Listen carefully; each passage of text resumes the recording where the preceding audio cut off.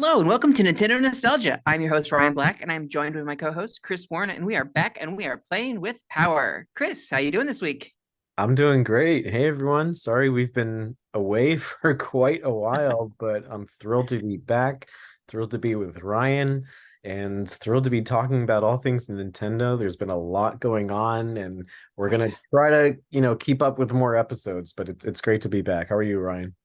I'm doing pretty good. It's nice to have a holiday that is newly established and doesn't have a lot of like do things with family traditions built up around it, or like celebrating in certain ways. So like there's you just get the day off to do whatever, and so like we get to do podcasting. So that's great that we have that freedom carved out for us. Yeah, very convenient, and I'm glad we took advantage of it. Yeah, definitely. We've got lots to talk about. This is going to be a celebration episode on the 4th of July for not necessarily sure if it's going to come out on that day, but we've got a cute name for it and everything. So looking forward to this. But before we get into the main topic, let's go ahead and get into what we are radical rexing about.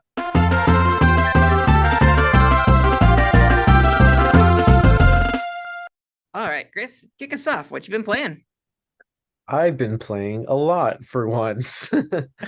I know a lot of our listeners might remember that it's very hard for me to play games with all the stuff that's going on in my life and how busy I can be. But I've beaten a lot of games lately, and if you're on our Facebook group, you've probably noticed. But I beat The Gardens Between, Gris, Gris, A Short Hike, and I think one other that I'm forgetting, but all of these games are insanely good. I highly recommend each of them. So again, The Gardens Between, it's an excellent like I don't know, 2D plane puzzle, environmental puzzle game. Gris is a 2D platformer, very simple controls, but gorgeous visuals. And A Short Hike, which is basically like if Animal Crossing were a very easy 3D platformer. These are phenomenal experiences. And right now I'm playing Wavetail, which is a 3D platformer that has the vibes of Legend of Zelda Wind Waker. And for an indie game, it's so good. It controls extremely well, and it's just so imaginative. I'm really impressed by this team. And the last thing I'll mention is I just became a member, or not member, but I purchased the expansion pack for the Switch. So I've been enjoying playing like Paper Mario on my lunch breaks. It's my goal to beat Paper Mario. That's like the number one game I've been wanting to beat for like almost 15 years now, and I'm gonna do it. I'm gonna do it. Playing it portably on my lunch breaks is just gonna be a dream. So yeah, I know it's been a mouthful, but it's been a very fun few months with video games lately. So what about you, Ryan? Good to hear. I'm in the Tears of the Kingdom town, like, doing that thing. I didn't get to play it very much when it came out. I got maybe 24 hours in before we had a big birthday party at the beginning of June, and after that, like, I still had some things I had to get done after. But then, now it's been a couple weeks, and I've been able to get some gaming in now and get some solid time playing, and finally get into the groove of things and really enjoying it. Starting to feel like I am immersed enough now that I'm enjoying the story and mechanics and everything.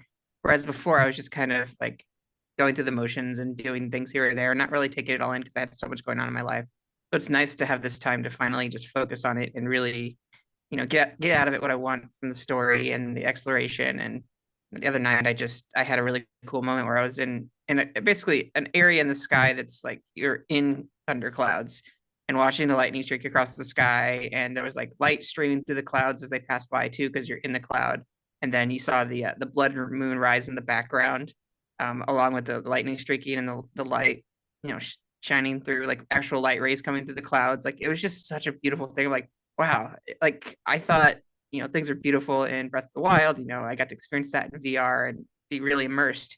But to know that this game actually captured that in different ways and newer ways, it was a beautiful thing. I was really, really, really amazed to see where video games have come to be like, wow, it's like going out and taking a picture of like, oh, cool, there's this really cool rainstorm with like a tornado or something, but then you see this rainbow next to it. But like get those experiences of wow moments in video games. It's really cool to see.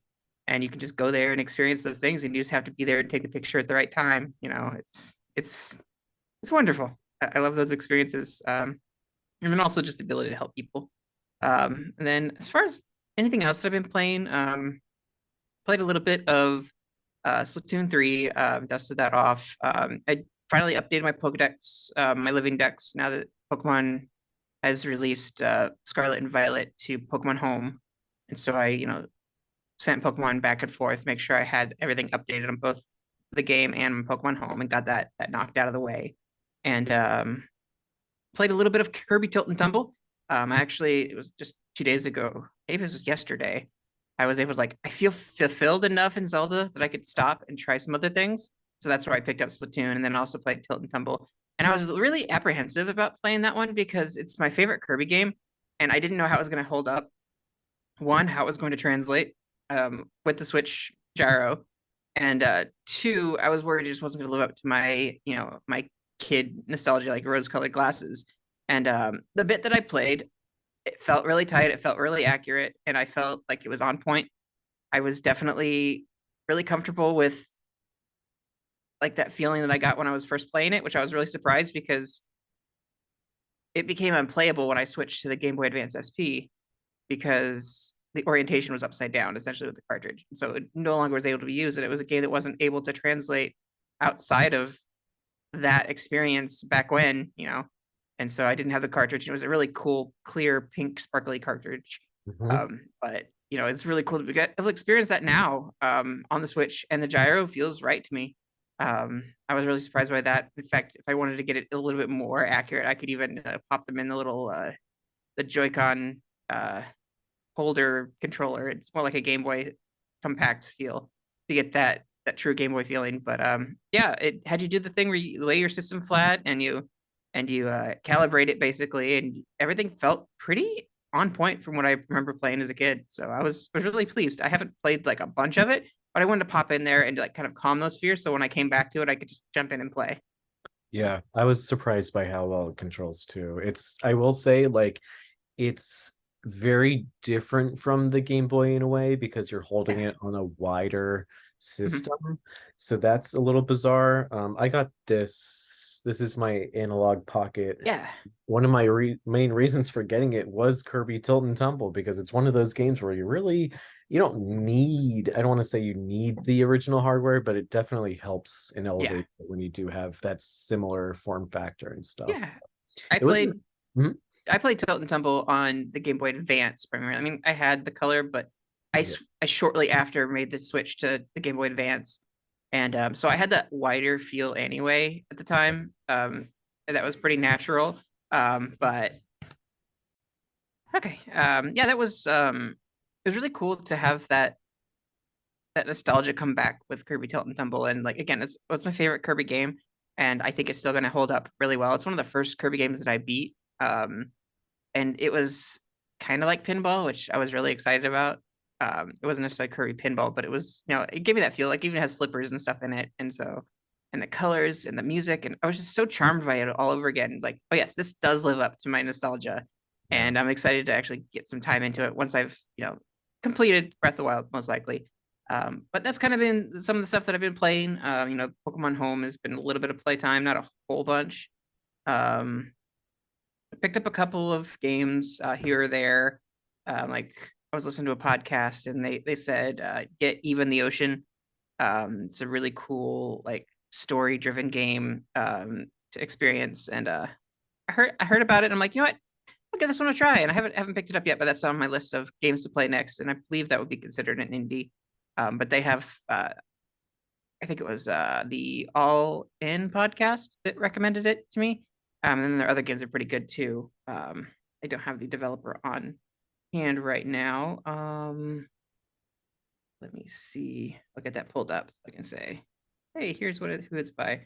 It is it's Radalaika that did the distribution, so it's not necessarily the developer, but you can look up Radalaika games on the eShop if you want to find it. I've got a few of those. I got review copies early on when we were on the Nintendo Village, and I got to play some of Radalaika games. They were pretty fun. So, but yeah, don't expect anything stellar, but it is good story. So that's pretty much what I've been playing in Radical Rexon about. So Cool. I think Yeah, we're ready to get into the topic. well, before we do, one quick note about Kirby Tilt and Tumble. Yeah, I just love that Nintendo kind of incorporates the newer hardware and it enable and tries to enable us yeah, to go back to those experiences because of it. Like using the Switch gyroscope, bring back that feel of Kirby Tilt and Tumble is amazing. I didn't even like yeah, think of that when they announced the game. Just wasn't really on my radar, but it works extremely well, and it's yeah, just another example of them doing that. Another one that comes to mind is like Duck Hunt when they used the Wii, yeah. pointer for that. That was just a genius way of incorporating the current hardware's features with the old hardware. Yeah, Because yeah. there's these barriers that are going to exist, but for them to, reconceptualize it Mhm, with what's currently available is just really cool. So mhm, I love that they're really trying in that mhm. way. So I mean, I 100% see them in the future being able to bridge the gap where they bring to Game Boy, Pokemon Blue, Pokemon Red, and you can literally bridge the gap and bring your Pokemon into Pokemon Stadium. I don't know if they're gonna do the Pokemon Home thing. It'd be kind of cool if they did, but we already had that with the 3DS stuff. But being able to put that stuff into Pokemon Stadium, which is already on the 64, that would be really cool. Instead of having to use the rentals and things. So yeah. I think that there's a lot of things that they can explore that they like. We can definitely get, Game Boy Advance, the WarioWare game where you just like tilted Oh the yeah. Wario tilted or whatever it was. Right. Yeah. Good We could point. definitely get that game on there. It's just some of the other ones that would be like, are we going to see Boktai with see them bring Boktai with the sunlight thing and just use the IR sensor on the Joy-Con at the bottom or something? Yep. Um, or maybe just do. I think they had ports where it didn't actually use sunlight, but they had some kind of mechanic to get around that for normal gameplay without a gimmick. But Yeah. there's things like that, like those peripherals that are pretty much lost to time are not necessarily lost to time with this new hardware, the new capabilities. So it's Yeah. really cool that they're digging into that. Yeah. And maybe we'll get Yoshi Topsy Turvy. No, I'm kidding. I don't think anyone cares about that game guy. But yeah, it's kind of exciting to see that they're really brainstorming modern ways to bring back these classics. So Yeah, it's yeah, exciting. Yeah. it is definitely exciting and cool. Well, that wasn't the topic for today. We've got a whole other topic to go over. So let's go ahead and get into the topic. Happy Independence Day, everyone.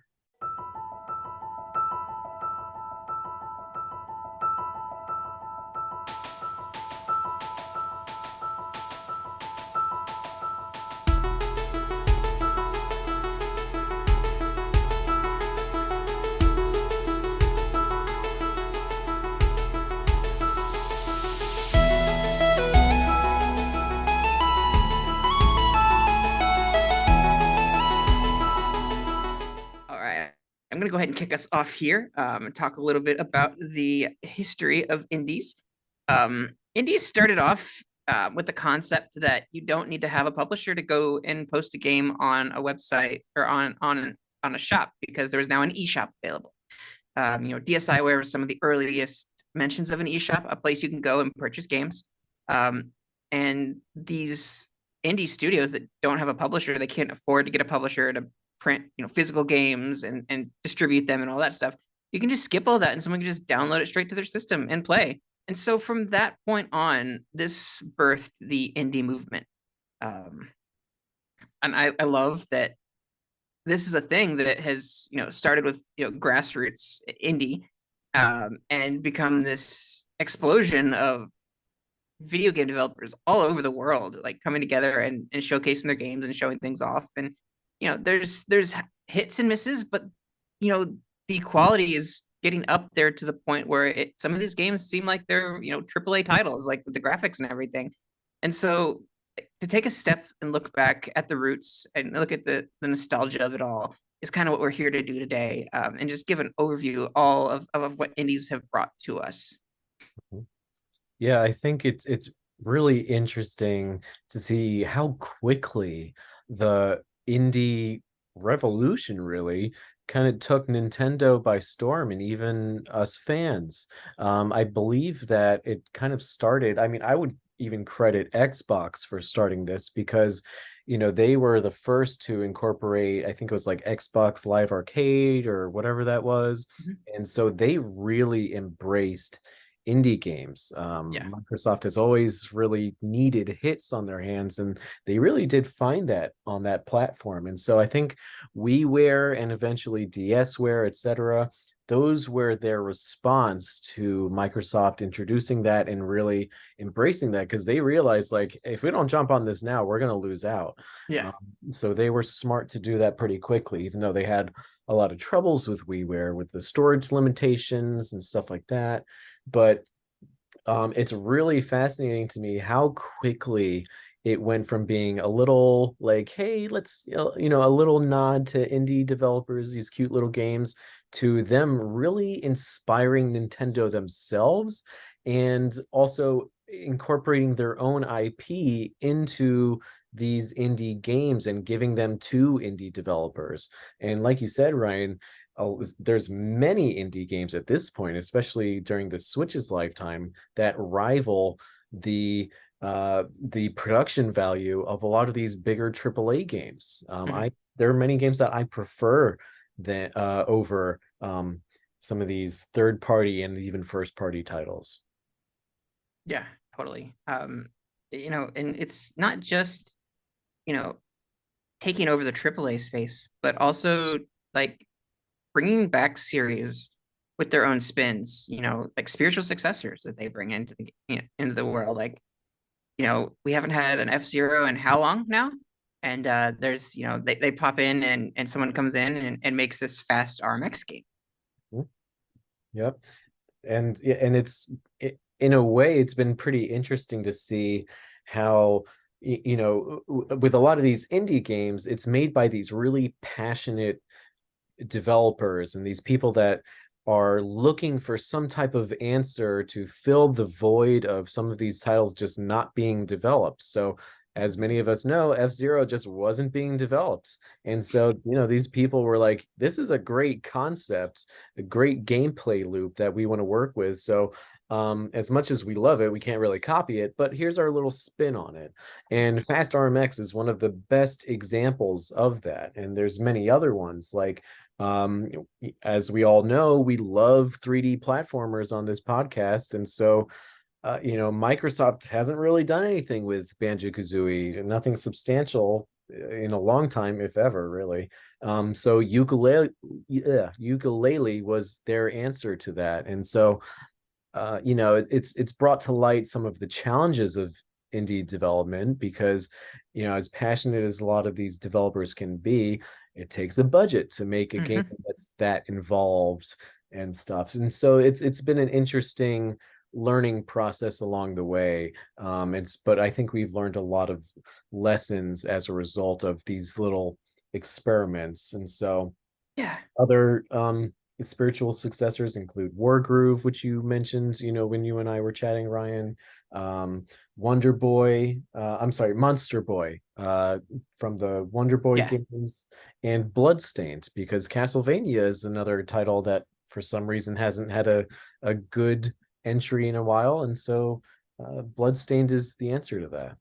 Yeah. And there's some gambles that people take, like being a spiritual successor, like, you know, um, Renegade Kid, or I guess a Tui. Now they took a chance on their game Chicken Wiggle, and it came out right around the time like Super Mario Maker came out, and it stepped on the stage creator, side of things, and it was like within a week apart or something like that, or something where it just kind of killed the hype of what that game could have been, and it was kind of crazy. Like it was, again, it was 3DS versus like your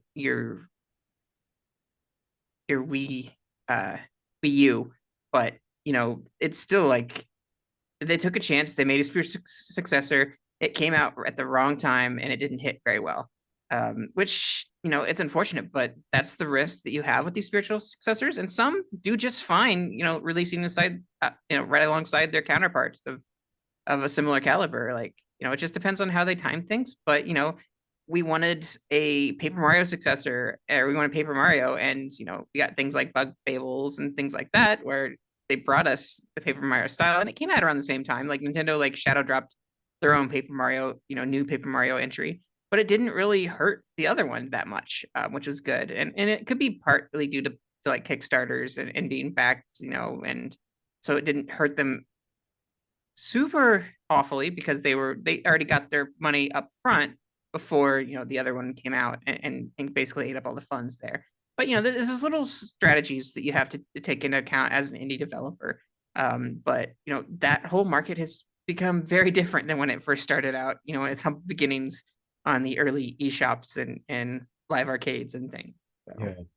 And it's really highlighted the fact that video games aren't just these two-tier leveled experiences, because before this it was basically first party games, which were the top tier ones, and then third party games, which were more B tier, C tier, and sometimes close to A tier.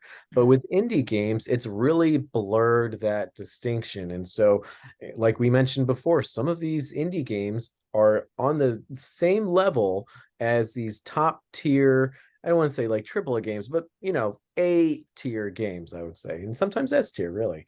But yeah, it's a whole spectrum of things, and so Yeah, yeah, Nintendo's really still learning how to incorporate indies into their own brands. yeah. I don't think they're doing a horrible job. They did have some hurdles that they set up in the early days, like on the WiiWare, and there was some barriers to entry to get a dev kit to be able to make games on the systems.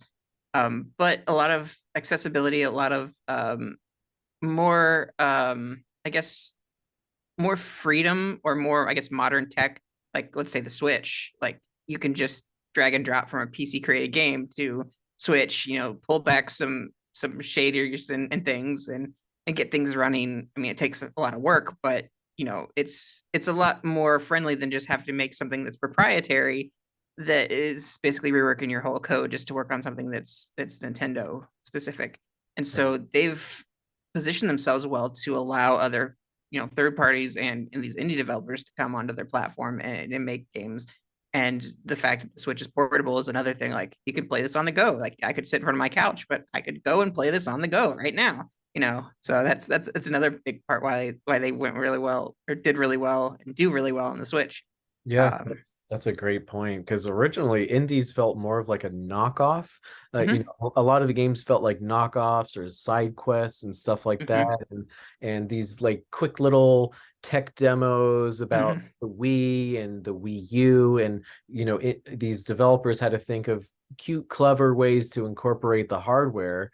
But now the hardware is more general with the Switch. The hardware is more about play it however you want. Before Yeah. it was, play it these specific ways. And so it's really changed the initiative from being like, okay, what's a unique experience on this system, to what's just a great experience. And regardless of where that originates from, whether it's on Mhm. Steam store or just on the Switch itself. So it's yeah, it really has blurred a lot of these lines from every Yeah. I don't know what I'm saying. That it, it, it's all a spectrum now. Yeah. That's the And recurring theme with this. you can get as weird as you want. Like if you want to have gyro controls, you can. There's a lot of the modern systems that have gyro controls. If you want to, move a game into a VR space, yes, the Switch has a VR space option with the Labo VR if you wanted to go there. If you didn't want to like play something else, but some of these indie developers are bringing their games on VR systems, like just playing like in a Steam environment or Oculus, or what have you, like, or even PlayStation for that matter, and be able to bring it to the Switch as an option for people. There aren't many out there, but there are some VR games accessible. There's also like people taking advantage of the HD Rumble, and they don't have to, but there's an option they can.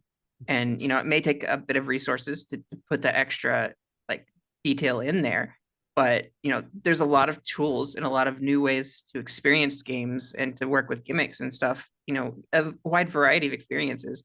And I hope that like whatever Nintendo brings next has more like things that people can use, tools to give people new gaming experiences. Whatever that may be, who knows? Like, is there an AR, VR space someday with Nintendo? Who knows? But it's nice to know that there are options, and Nintendo's all about innovating and giving people those options, and that it's not just something that happens on Nintendo now. Like other systems have adopted that with force feedback on controllers, and you've got even the accessibility of streaming. Switch isn't great on streaming right now, but you have early Stadia streaming. You've got Xbox Game Pass and their streaming service going on, and so like you've got all these different platforms and ways to play. And so indies really they have an open world, and in a bunch of different ways that they can go, and like it's no wonder that there are so many developers out there and teams that are working together to build these games and just, reach out to anywhere that they can and market to anywhere and just be their own independent studio and shine. And what there are some people that go around and like, hey, we want to get with this publisher so that we can get our games on shelves physically. This is the rise of indies, or I would arguably say the rise of what would be their physical media from limited run games and things like that, where like people actually want this physical game with all the little bells and whistles and bonuses. Like they don't have to necessarily go with a specific publisher. But at that point, if they pick up a publisher, by early definition, they didn't have a publisher. So if they have a publisher now, what does that mean?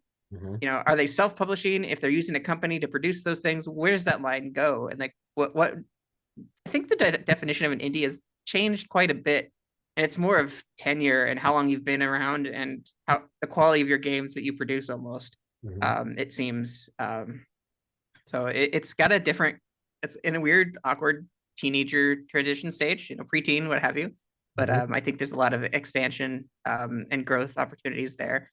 And again, not all games are excellent hits, let's just be real.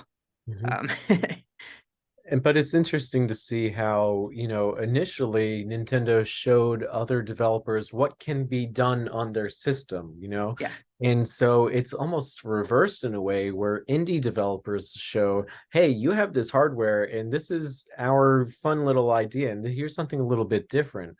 But besides that, it's also allowed their own developers that are not even indie developers to make these smaller projects like Through Space and Harmonite and Dylan's Rolling Western, games that don't really have this mass appeal really, but are just these fun little side projects for these developers just to mix things up in between their more major projects. There's just I kind of want to get into a bit of our nostalgia, some of the games that we played in the early days of indie, starting out. And we'll kind of sit there for a little bit, kind of go through kind of our indies experiences. For me personally, I jumped into the indie scene. Someone convinced me to get some game called Castle of Magic on the DSiWare, and I picked that up and played it, and it was cute. I mean, it wasn't long or fantastic, and at that time I was convinced the game had to be like at least 100 hours and be Final Fantasy like for me to enjoy it. And that really kind of broke down that whole like preconceived notion that I had that a game had to have this epic story to be worth my time. And I didn't get too many like indie games beyond that. I kept mainly to Nintendo stuff, but that opened the gate for me to try things on Wii and download games on Wii. And so I picked up some early Wii games, some WiiWare games, most notably like the Lost Winds 1 and 2 game. Those are fantastic, charming games. And then I also tried out, I'm not too big in the puzzle genre game, but World of Goo, why not? Let's try it out. Absolutely. And I really enjoyed that game. The physics was really cool. It experienced that. And I was like, okay, so maybe indies aren't that bad. They aren't just like tech demos and just, like lowest tier games. Like this could be something. Yeah. And so that was kind of my early experiences, giving them a chance essentially. What were kind of your early experiences with indie? Yeah, honestly, I when they first came out, I only got a few just because they were so novel, and I was like, all right, let's see what this is about. And I quickly realized, like, okay, these aren't, major games that kind of rival, Mario Galaxy or something on Mhm. Wii. But at the same time, they were so different that they're in a league of their own. So I'm glad you brought up World of Goo, because that's one of the best, not just indie games on Wii, but one of the best games, period, on Wii. I think Mhm. IGN even gave it Game of the Year that year. So it's just such a brilliantly developed game. So that's one. I haven't gotten to Cave Story yet, but I hear Yeah. really good things about that. Um, I would even argue that Shantae and Toki Tori, even though they eventually found a publisher in Capcom, they were developed by these indie developers. And I would even argue that they're still indie developers like Way Forward and Two Tribes, who unfortunately aren't not around anymore, but they're still in that category. Yeah. But yeah, there's so many. Through Space is a game that Nintendo themselves made that feels like a little indie game, and Pushmo as well, so and their sequels. Yeah, definitely. Oh yeah, that's a good one for Pushmo. In the same publisher or same group that made World of Goo, you've got Human Resource Machine. Mhm. You've got the Little Inferno game. All very like creepy themes. It's not post-apocalyptic worlds, but this was indie was where SteamWorld came out. Like they're still indie today, but like they came out on DSi with their tower defense game, and people were raving about it. And then they started making like SteamWorld games, and just doing awesome with the SteamWorld Dig and SteamWorld Heist and SteamWorld Dig 2. And now we've got a new one coming out that's basically SimCity, SteamWorld build. And it's really cool to see them grow. And then they have like a card game as well with the Hand of Gilgamesh, SteamWorld. Oh, I can't even remember. Quest? Yeah, Quest? Yeah. yep. Yeah. That's a great. Um, Yeah, it's been so cool to watch these indie developers get exposure through these platforms and grow into a larger developer that all companies kind of look up to in a way. yeah. I It's really mean, fascinating. look at Shovel Knight. Like they've been Yeah. singing the same tune for how many years, and they just keep adding on to that one game, like free updates. And then they just when a new console comes out, they sell the game again as a package with a collection, and like you can buy that and get all the content from previous, like Yeah. nothing else added, and that's really cool. And A cool model and definitely a bold move to give stuff away for free. And how can they do that? But like they're obviously doing really well, and things went really well for them to have that. And in a way, like Shovel Knight is a spiritual successor to a lot of our classic, platformer games and what have you. From Castlevania to Mario to like Mega just Man. yeah, like straight up Mega Man stuff. And So it's such a great game to the point where Nintendo gave them their own amiibo. They were the very first yes, non-Nintendo company, I mean, outside of like the Smash characters, to get an amiibo. That's yeah, that was huge. so cool. Yeah, And that's then definitely and they've Dead got Cells five as now. well. I think they've got five amiibo now. True, at least, yeah, and like a golden one, which I think they're the Yeah. only. Well, Mega Man has a golden one too, but There's a and Dead Mario Cells Gold. as There's well. that one. And yeah, it's so Yeah, cool but that they did that. Dead Cells, they worked with Konami to have Castlevania content in their game, and Dead Cells was inspired by Castlevania, and now Castlevania is probably going to be inspired by Dead Cells. And just as a side note, I think that indie games popularized roguelite the roguelite genre, which Yeah, now other major developers are starting to experiment with as well. yeah. It's just, I mean, the term indie darling hits it. Like, some of these games come out and just they shine really, really brightly, and people just jump on that. But please don't miss out on the little guy. Yeah. There are so many like again, this is the same tale. Like when you played your AAA games and your your third party games, but you didn't touch the indies, like play those ones that people talk about, but also like find your niche, find what you love. Like Yes. someone else is probably not going to enjoy uh what I'd say probably Fight Crab, but if you like weird combat games with crabs beat each other up, like try it out. If you're not big into like horror genre or something, but you like kind of like the psychological like weirdness, like try Oxenfree. Yeah. Like, and that one's getting ready to have a sequel as well. And if you want to like kind of jump genres, you can try out The Messenger, which is a platformer, and then try out the new game that's coming out, Sea of Stars, which is an RPG that's very much inspired by a spiritual successor, essentially, like we said before, to what Chrono Trigger was. Mhm. So there's a lot of genres, a lot of options, and a lot of things calling back to nostalgia, but also creating ground for new games and new experiences and new features, and kind of reinventing what we think about games. And they're building and inspiring each other to both AAA titles and first party and third party alike. So it's really cool to see these collaborations, and just I'm glad that people aren't just going and buying them up necessarily. Now some people are getting bought up, but like it's really cool to see that they're staying indie and they're keeping going what they're doing, and they're doing really well. Yeah, and Nintendo's recognizing it. One example is Cadence of Hyrule, which is a sequel to Crypt of the Necrodancer, I want to say, Yeah, you but got with it. a Zelda theme.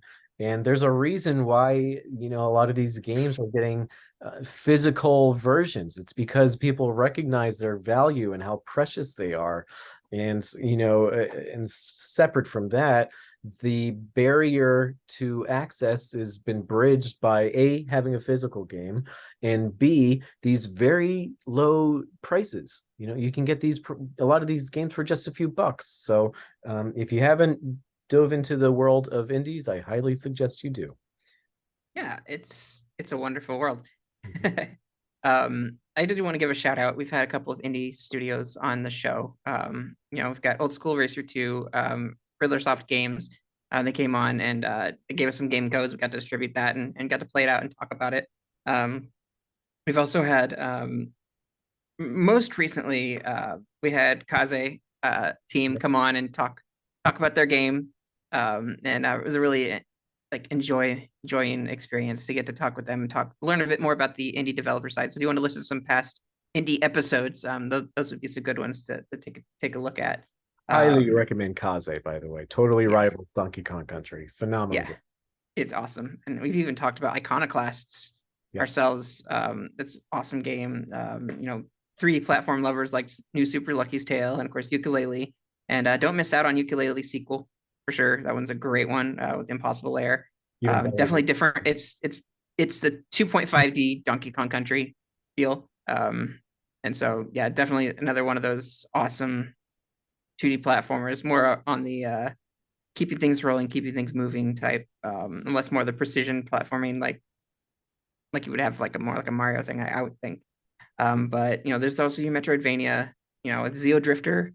For me. Then you have your fun puzzle games here or there that you can play, and fighting games even. Pocket Rumble is one of my favorites for the fighting game genre. And then you've got your what is it called? A Brawl Out. I think they had Ukulele who had the crossover there, or maybe it was I know there's one of them that they had crossover with Ukulele, and then Valhalla.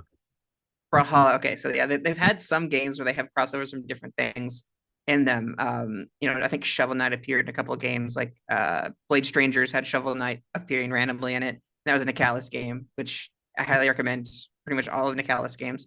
And Yes. they're an indie studio, I would still argue. And they've got games like Ikaruga, that was on GameCube. And they brought it forward several times. And I recently am picking. I'm going to be picking that up soon. Here, getting Ikaruga for Switch because it's a game I always wanted to own.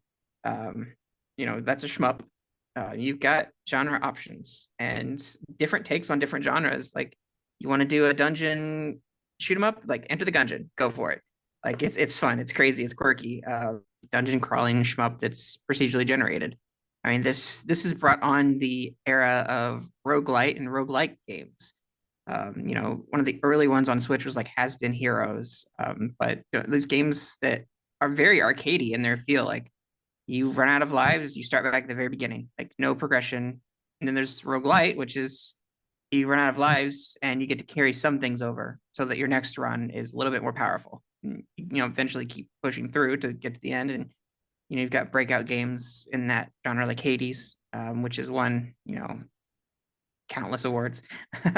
um, you And know, it's been cool to see how the indie world has opened up the floodgates for all these brand new, newly invented genres that the bigger developers have been taking advantage of as well. Those are really good examples. And one that's kind of like a mix of genres is Pocket Card Jockey, which yeah, Nintendo themselves made. It's like, solitaire and I don't know, like I don't know, simulation blend or something. I don't even, I haven't horse really played horse care simulator. it. Yeah, Right.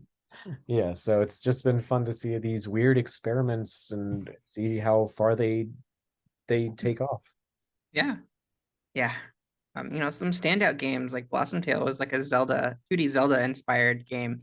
It went really well. The top down feel. You got your Celeste, your crazy hard platformer. Um, that just got some really great like story that deals with like real life things with like mental health in a lot of ways. And so it's really cool to see that. You've got, obscure puzzlers, you've got like new experiences like being a snake and controlling a snake to do platforming. Um, like super off the wall and not everybody's cup of tea, but like and then you've got things like Stardew Valley. Like it's just like almost like Animal Crossing, but like on some other different level. Like it's so cool to see that you've got options and don't miss out on these things. Like you can have your arcade experience from the days if you liked Intellivision, if you like Coleco, if you liked Atari, like you can get those like if you run out of lives, you start back at the beginning, all fresh, all new run. Like you can get that arcade style feel, like you know, um, Yeah. And Killer Queen Black is like that yes, arcade style feel too. absolutely. One of my favorites. So good. And it's so cool because there's no definition for what an indie game has to be. It can be Yeah. this short little dinky thing, or it can be this massive game. And it can be it can range from being a game that you play in between all these other bigger AAA games, Mhm. or it could be something that you look forward to and appreciate on the same level as a bigger thing like Tears of the Kingdom. And speaking of Zelda-like games, I mean, of course, there's no game remotely as close to Tears of the Kingdom, but Right. I'm saying something that's as passionate and endearing as a game like that. But speaking of Zelda-like games, I don't know if you've ever heard of It'll Do, Ryan. I've It'll heard of it. I just love that. I didn't know this until recently, but the title comes from it being like it's it's not Zelda, but it'll do. Okay. So That's that's awesome. yeah, isn't that great? So if you like Zelda games, at least check out the second one from what I've heard. So Yeah. it'll do too, which you can get physically, by the way, and I think from Nicholas Nicalis. Oh, nice. Now that I think of it, yeah. So Uh, it's just there's I could go on and on about indie games. There's just yeah. so much to say. Variety of art styles and experiences. You've got Chris Tales with the RPG. It's very much similar to the Paper Mario style as far as controls go, like the time button presses when you hit to do extra damage and things like that. Precision button pressing combat, turn-based combat. And then you've got the co-op experiences. Like you got 2D and 3D. You've got Dragon Marked for Death. You can play online with friends. You've got Nine Parchments where you can do co-op together and run through a 3D environment, kind of like Diablo 3, Diablo like experience. You've got multiplayer. You've got these games that come out that were old games that indie publisher or indie developers have come and taken the game and wanted to bring it to Switch, like Chex Quest, like randomly, like and things like that was the Panzer Dragoon, I want to say. Yeah. People brought that forward. It was Sega IP, but they were able to bring that forward to the game. And it's not to say that some of these games aren't like colossal stinkers. Like there's a lot of stigma going around the Kickstarter and not fulfilling those promises. And you've got the Mighty Number Nine, which was a very broken game when it came out. It was not ready. It's supposed to be a Mega Man spiritual successor, so you don't always have that win. It touch a bit on the unfortunate timing release of Chicken Wiggle, but when Hatch Tales was announced, which is the I guess the HD remake of Chicken Wiggle, it's taken on a new form. They did a Kickstarter and they still haven't delivered on it for how long now. And they've released a bunch of other games in the meantime. And even one of the early indie announcements was Treasure Knots, which is the same company, and they just haven't gotten around to getting that done. And they've released a lot of little gamey games. Like they had like a Cubert like game that was it was okay. It was cute. But again, very arcadey. Called Totes the Goat. And then they have like a little like they like blocky like soccer people, like you play like soccer together. And there was like even a runner that they made. They had a Picross game randomly too. Like it's like even like the same genre or the same developer can make a variety of different games. And it doesn't have to be like big budget. It's just a fun little experience, stepping stones. But the sour like feeling of like this game hasn't come out yet, like why it's been announced for so long. Like, for me, like I love Pocket Rumble, the two-button fighter, but they announced it like one of the first Nintendo Directs that Switch had, and it didn't come out for many years later, and nobody knew it came out and forgot about it by that point. And it was unfortunate to see that. But they hit a lot of struggle getting things running on Switch. They had a lot of optimism, and they were some of the early ones to figure out, oh, it's not as drag and drop as they wanted it to be. Another colossal failure at the time was Morphy's Law. It was supposed to be the non-violent shooter where you stole body mass from each other, and it was a multiplayer shooter like that. And it was a complete mess when it came out, especially online play. And that's pretty much all there was to it. It was unplayable at some points. They've made it into a better game now. And I guess there's still people that are enjoying that today. They've made it, a good experience, basically what they originally promised, but it was definitely a little too late for what they were going to have. And just in general, like waiting forever for a game to finally come out. Like, why is it not come out? And the Kickstarters that follow that, like we've got Swapfire that came out on Wii, one of the earlier indies that took advantage of the idea of dropping your price down to insanely cheap, like 99 cents, so that like everybody will go in and like, well, I'll just spend like $1.99 or like even a cent or something to buy this game, and it rockets up the popularity chart as like a standout game. And so when they went and announced, oh yeah, we're gonna make it two, well, Nintendo didn't like that they pulled that stunt, and so they're like, well, you're not gonna get a dev kit. So then they weren't able to actually move forward with Swapfire 2. And so like they weren't able to fill their Kickstarter there. So there's some risks involved in being an indie and taking these chances, and it being an utter colossal failure. But at the same time, we see these people pick themselves back up, get back on their bike, and keep riding and keep patching out things and getting into a good game. We've got AAA games that are doing that these days with CD Projekt Red and with their Cyberpunk, and you've got I guess Redfall was another one that wasn't the greatest at first when it first came out. It just wasn't well received necessarily, and there was some buggy issues and things that just did not go over well for everybody. You've got those risks with the Mighty Number Nines and what have you, but overall, like the tune is a positive one for indies that are so wonderful. And it's just nice to see that we have this platform that can be used by anyone who simply has a passion for creating something that they just really connect with and want to see. And it's just a great canvas for them to really experiment with and give us these passion projects. And I definitely want to highlight two things that has really elevated my passion for these types of projects, visuals and music and just audio creation. So a lot of these games are made in a way so like obviously they don't have the biggest budget, and so Mhm. they work within those confines. And one of the ways that they get around it, at least in the visual department, is by creating these artistic styles that are still really impressive and inspired. But they don't like I said, they don't have the budget to create these super high density pixelated or whatever visuals, for lack of a Mhm. better way of putting it. Yeah. So uh, the sprite art, I would argue, really came back as a result of these Mhm. indie games, because it's a simple way of they're simple to make, and yet they're so inspired and beautiful in their own unique inherent way. And music is just the music scene in indie games is just popping off, really. Mhm. Even some of the crappier games have incredible music. So Yeah. um, it, Breath of the Wild doesn't have that much music at all, but that's okay because we're getting these incredible not compilation, musical creations from these indie developers. Yeah. I So it's mean, it yeah, doesn't have to be like orchestral, it can be chiptune.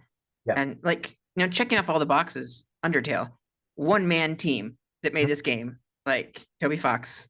Well, he had some help with some of the art direction and stuff. Like as far as the coding and everything, like did it all himself.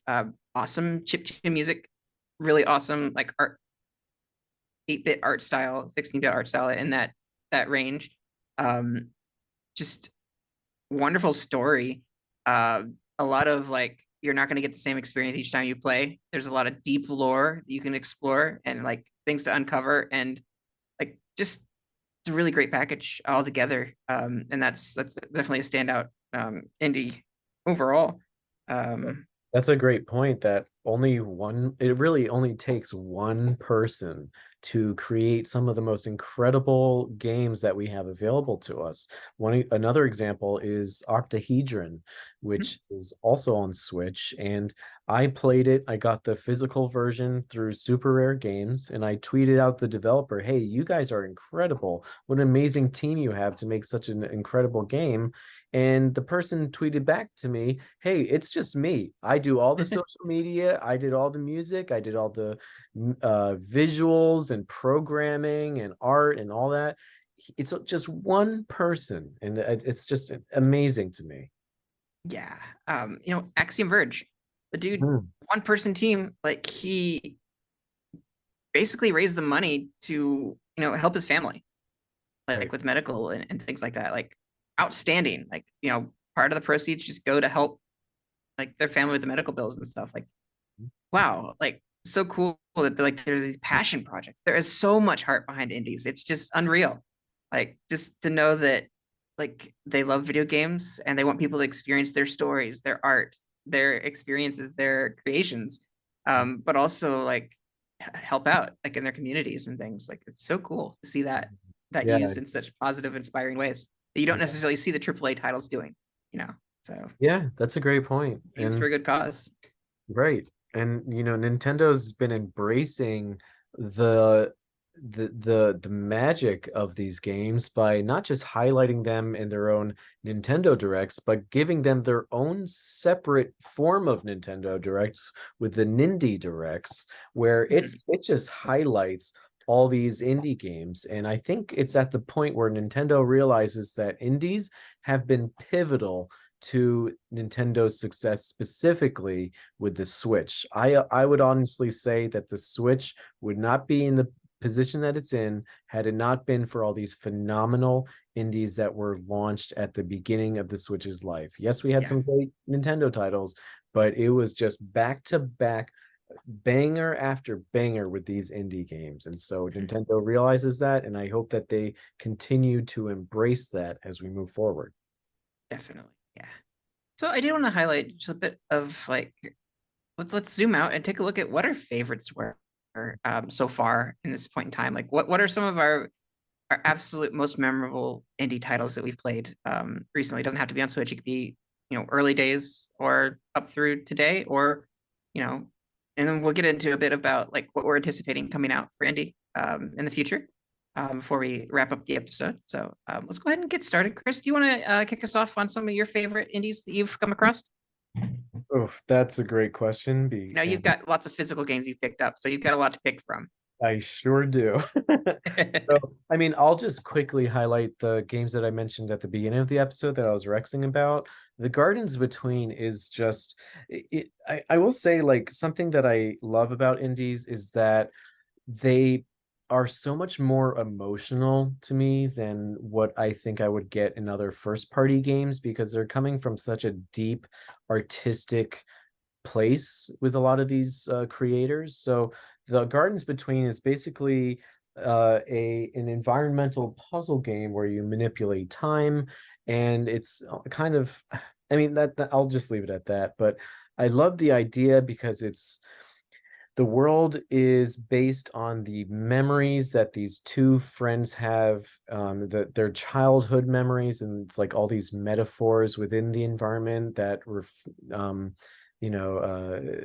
symbolizes these iconic moments in their life. And so I just think that's so moving and something you would never see from a first party developer.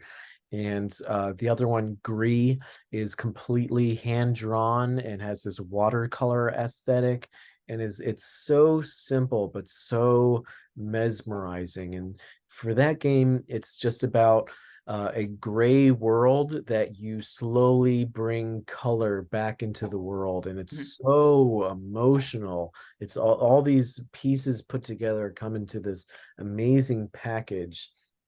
And the other one is A Short Hike, which has this aesthetic that's kind of like a PlayStation game, PlayStation 1 game, that's like purposely, you know, what's the word, voxely, or it's crappy on purpose, Oh like yeah, yeah, crappy polygons, like jaggies and stuff like that. yeah.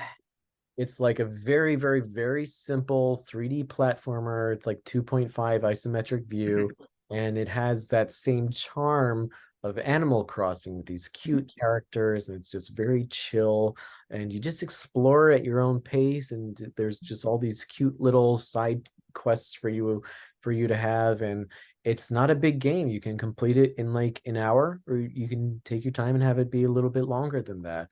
But it's just those are just a few examples of some games that I just beat and that I just love so, so, so much. And I love them in such a different way from these first party games. And Yeah. one that I'm playing right now, Wavetail, it really embraces that that what's that word? Majestic, um I don't know what the word is, but the vibe of Wind Waker is so God, it's gonna drive me nuts. I'm gonna shut. Atmospheric doesn't quite meet it, does it? Yeah, atmospheric is another word. But anyway, Wind Waker is so magical, and I guess I'll stick with majestic for now.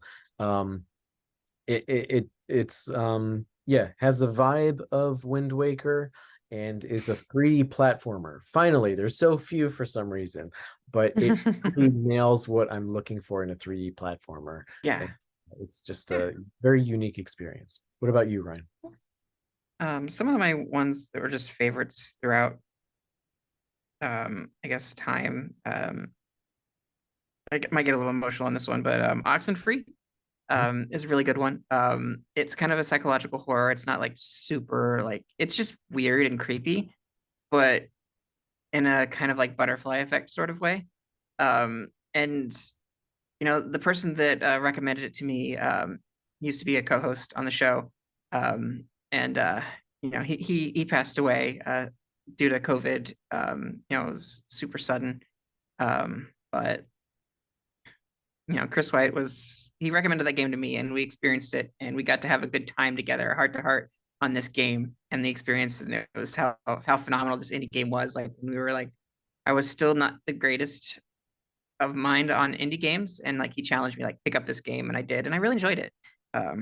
And some other ones that I really enjoyed. Pocket Rumble. I waited forever for that one to come out. When it finally came out, I really enjoyed the tight gameplay. It's just like if you took a fighter, put it on a Game Boy, and it's got two buttons, that's it, and your directional pad. And there's like so much complexity what you can do with that, just that simple control scheme and the button combinations. It's so charming. And the music, wonderful. An earlier one that didn't necessarily come out on Nintendo first. It was an Xbox 360 thing, Castle Crashers from the Behemoth. That eventually did come to Switch. You can play multiplayer online. That's a really great just beat 'em up game. You can play with friends, a la, I guess, Scott Pilgrim or Teenage Mutant Ninja Turtle styles. And you've got probably my favorite game, like my favorite indie game so far that I've ever played is Inscription. Um, just it's so wonderful. It comes across as this like horror creepy game. Um, and it's roguelite. But there's so much more to it than just that. It's not just roguelite. It pulls some strings of some fourth wall breaking and ARG stuff, even if you get really deep into the lore. But it's not dissimilar to like Doki Doki Literature Club or something like that, where it breaks down that genre barrier of a game and it goes into so much more depth than what you'd experience or expect. So definitely one that I recommend. And that's pretty much like the standout ones for indies. Like, and I'm still exploring new ones. Like I picked up Shovel Knight, I got it for free. I got Shantae for free on Wii U. Like I got these games on Wii U, but didn't play them back then. And so when I got them on Switch, I played them and I really enjoyed them. And it was like, Tom recommended that I get the Blaster Master Zero, play that game. Pretty good. And it's a lot of just friends recommending games. And I hope that like us recommending these games like passes it on to you and you get to have these awesome experiences too. And then we'd love to hear yours as well. Like, what do you love? What are you going to look forward to? And the last part of our segment is our show. We just want to talk about like games that are coming out that we're really looking forward to, like indie wise. Um, you know, there's some that have been long awaited, like sequels. We finally did get the Cuphead DLC, but it could be DLC that hasn't come out yet, with Silk Song. You know, uh, that's something that people have been waiting for from Hollow Knight for a long time, and it hasn't come out just yet. But these sequels and Oxenfree 2 for that matter, things that we just want to get our hands on because they've made an impression when their first games came out, or perhaps they give promise of a game that is a spiritual successor. Um, just I've got a short list here of Little Nemo. I backed it on Kickstarter. I love Little Nemo. I love the movie growing up as a kid. Watched it all the time with my grandma. Absolutely great idea. Slumberland and the adventures when a little kid falls asleep and in the nightmares he has to battle. And they're coming out with a Little Nemo game for Switch, indie game. And we've got Sea of Stars, of course, the Chrono Trigger successor. I have not played Chrono Trigger before, not successor, but spiritual successor. I've not played the Chrono Trigger before, but this is kind of my first stab at giving 2D RPGs a chance of that genre, and I'm really looking forward to experiencing that. I got to play the demo, and I liked what I played of that. So I'm curious to see the worlds and the stories that they've produced with that one. And then, of course, if it ever comes out in this century, Hatch Tales. I'm looking forward to playing that game because it did miss its time to shine coming out so close to Mario Maker, and we're just hoping that when they do finally release it, that it delivers on what was promised, even though it's a bit too late for that matter. And that was definitely not well handled.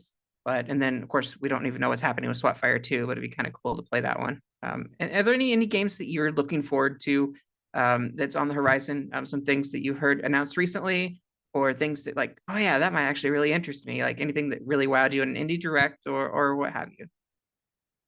Yeah, well, real quick, the word I was looking for was whimsical. Whimsical. Okay. Whimsical. So yeah, the whimsicalness of Wind Waker is found in Wavetail.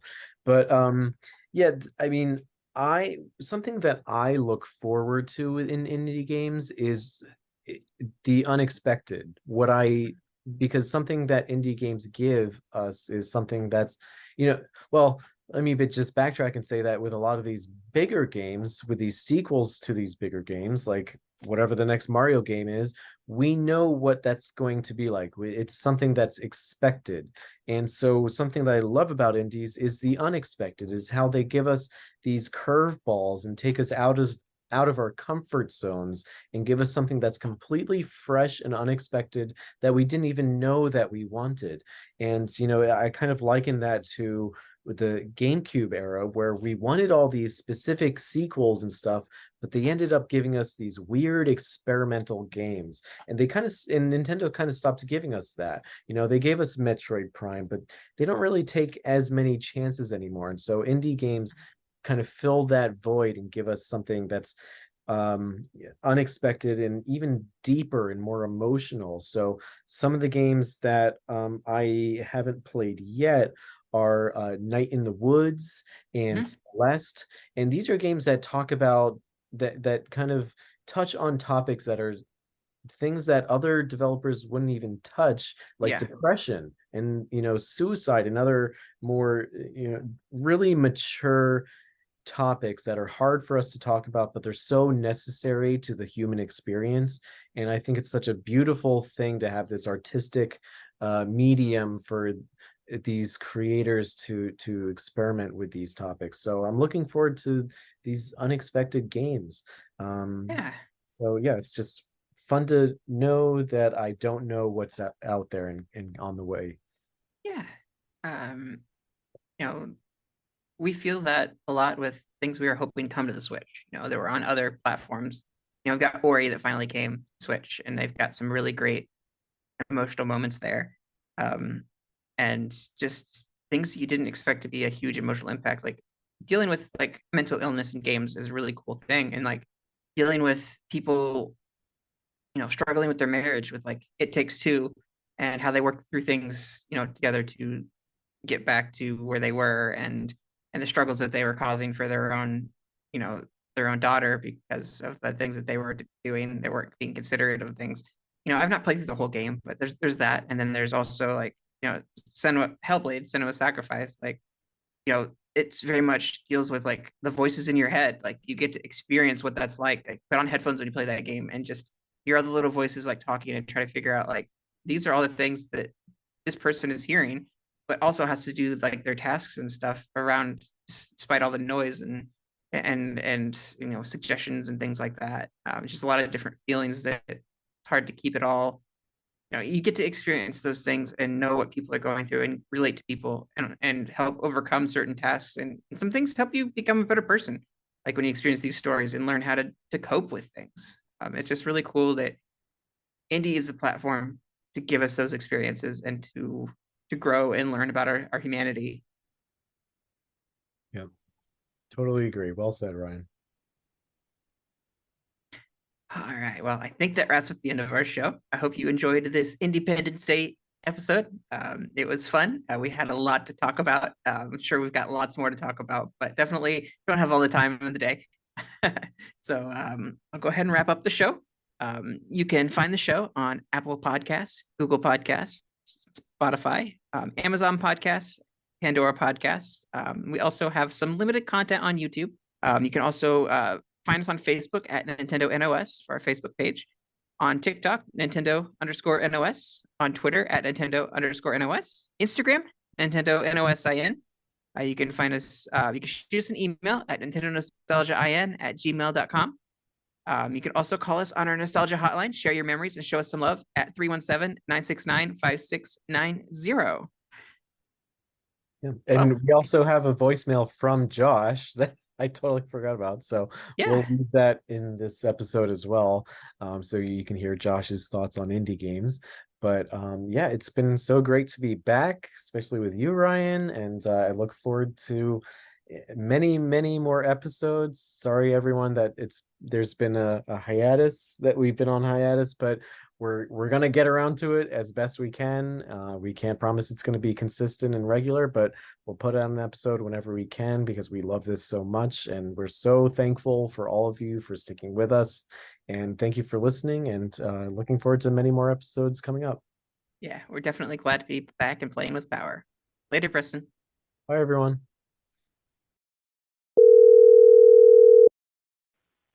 Hey everybody, this is Josh. I wanted to call and leave a voicemail at least for the episode. I apologize, my technology is a little out of date. The laptop is a piece of junk, but I do want to join again soon. But anyhow, with the indies, just to jump around a little bit, to name off a few of my old-time favorites, of course, Ukulele and The Impossible Lair. I know that surprises no one. I like the original as well. Shovel Knight really got me going on indies. I feel like it probably did for a lot of people. I love all those games. There was really a lot back then that pulled me in all at once, like SteamWorld Dig. But one of the most recent I played is, I'm trying to think of how it's pronounced, Cadence of Hyrule. Yeah. So that one's technically an indie game, which I thought was kind of weird that they actually let them mess with the Zelda IP, but I tried it a while back, wasn't real sure on it. But I finally went back into it and took the time to figure it out and ended up really enjoying it. If you like Zelda, I've tried it before maybe for a minute, weren't too sure. I recommend going back and giving it another try. It may take you a little bit to get used to it. You may have to mess with the settings to make it a little easier for you. But I think it's actually a really good game. So I'm very glad I've jumped into that. Might be picking up Bug Fables next, since there is a big sale on that one. So yeah, I would almost have to write down like a huge list to think of all the indies I've enjoyed over the years. I can't even think of the name of some of them. Axiom Verge was one I got into. Never did play the second one. Guacamelee was pretty good. Snake Pass. A lot of good ones out there.